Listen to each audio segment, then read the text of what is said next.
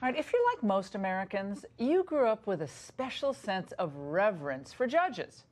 Watching films or reading books, regular folks have seen countless portrayals of judges as consummate professionals who set their own personal opinions aside and objectively weigh the merits of each case. Since there has been no previous violation of this statute, there's no precedent to guide the bench passing sentence. And the witness will address this court as Judge or Your Honor. I'm quite certain I've earned it.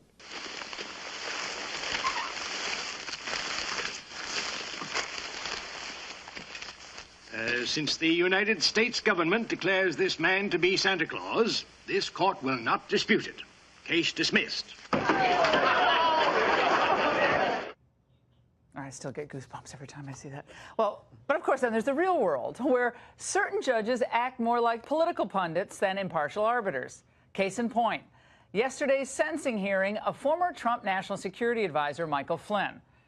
Judge Emmett Sullivan, most recently a Clinton appointee, used his moment in the spotlight to castigate Flynn with incendiary charges that weren't even brought by the special counsel. At one point, he told the decorated lieutenant general, "Arguably, you sold your country out."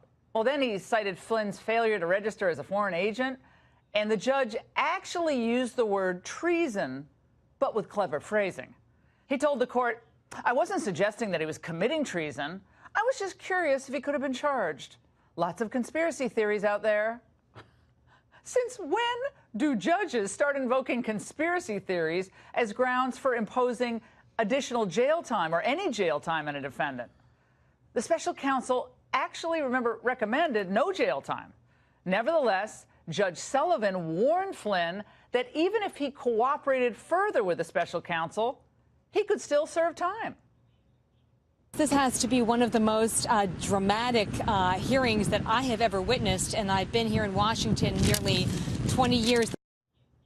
It only got worse, by the way. Naturally, liberal pundits were quick to cheer their honorable comrade-in-arms activism.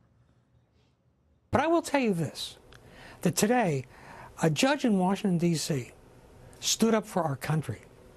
He spanked everybody in Washington. The judge can exhibit whatever type of temperament the judge would like to exhibit in the judge's courtroom. None of them understood the basic moral outrage that Judge Sullivan was going to bring to the proceedings. I think that today was a really good day for the justice system and that this judge really did his job. Totally. Well, sure, they love the judge's theatrics because he's part of the resistance. And today, he might have earned himself a full-time CNN contributor's contract, given the latest ruling.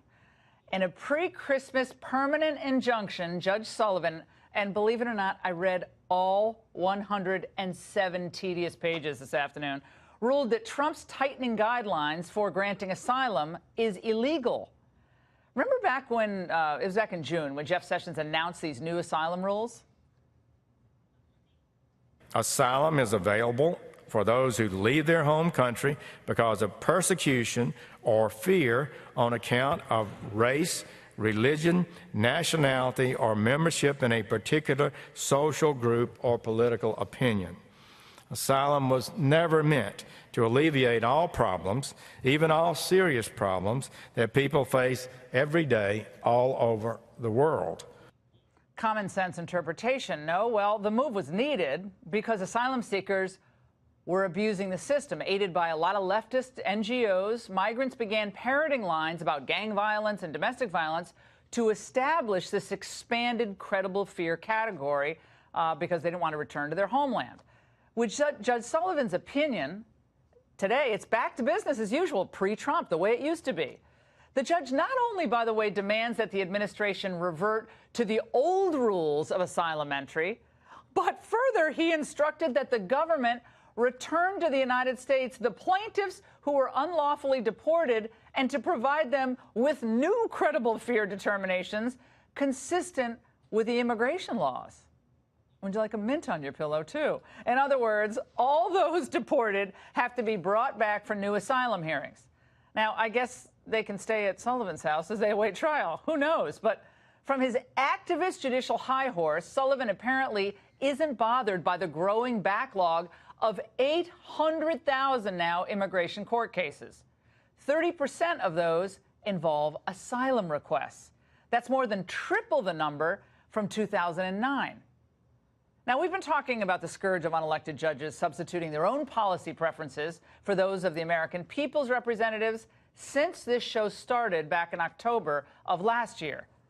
The president ultimately won, remember, on his travel ban at the Supreme Court. But for every issue from transgender people serving in the military to climate change to the 2020 census to the Keystone Pipeline, these activist judges have waged an assault on Trump's agenda. And they've exceeded their constitutional authority in almost every instance. We're reminded of how important it is that Trump gets his judicial nominees confirmed as quickly as possible. Mitch McConnell's done a pretty good job, but we need this done faster, more expeditiously, and like yesterday. And if this means staying in session for an extra few days every month or even maybe into the Christmas holiday, well, guess what? The country depends on it. The Constitution depends on it. And shame on Congress for not doing its job in the first place and passing urgently needed asylum reform at any point in the last 2 years. They had the House and the Senate. They should have addressed this issue. They should have done a lot on immigration, including pass that funding for the wall. They didn't. Shame on them. Shame on these judicial activists. And that's the angle.